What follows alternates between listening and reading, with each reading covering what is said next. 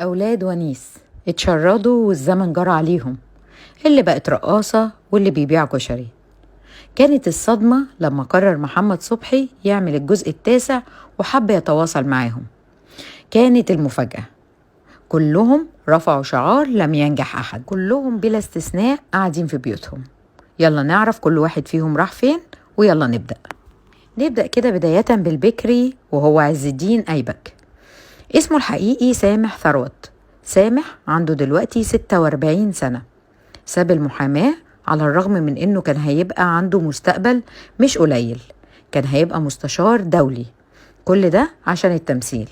لكن من بعد الجزء الثامن محدش من المخرجين طلبوا نهائي في اي عمل. سامح غير مساره تماما، اشتغل انفلونسر على الفيسبوك، بيعمل تحديات اكل، وجرب كمان يغني، ولكن كل تجاربه باءت بالفشل، ويبقى الوضع كما هو عليه.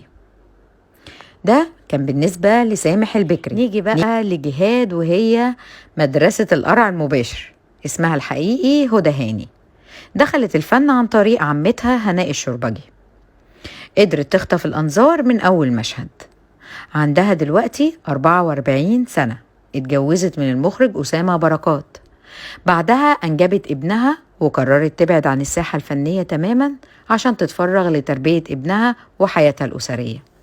ولكن للأسف دبت الخلافات ما بينها وما بين جوزها علشان توصل للطلاق. الكلام ده كان سنة 2014.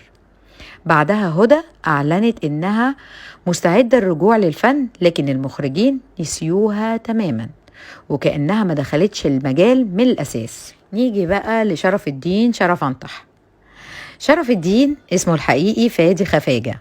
عنده دلوقتي 41 سنة. معجون بمية التمثيل. مش هو بس، ده عنده كمان أخين بيمثلوا، بس محدش بيعرف يفرقهم عن بعض، فادي وشادي وهادي.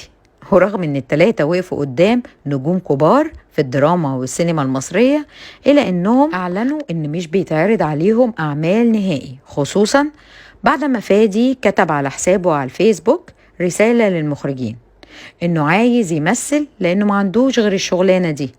وفعلا الموضوع جاب نتيجة معاه، وهو بيعافر وبيرجع واحدة واحدة، وربنا يوفقك يا شرف أنطح. نيجي بقى لآخر العنقود، هدى الزئردة. هدى صدمت الكل باللي عملته، وهي إنها عملت حاجة خرجت بيها عن المألوف. هدى عندها دلوقتي 33 سنة. سابت التمثيل تماما واشتغلت مدربة رقص زومبا.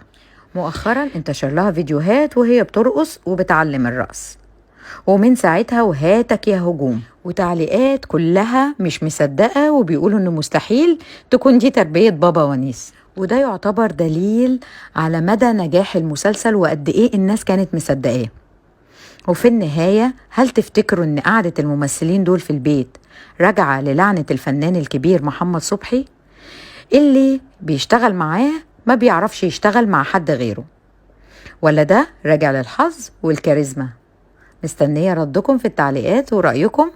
لو عجبكم الفيديو لايك للفيديو وفولو للبيج عشان يوصلكم جديد. كانت معاكم سمر سامي، والسلام عليكم ورحمة الله وبركاته.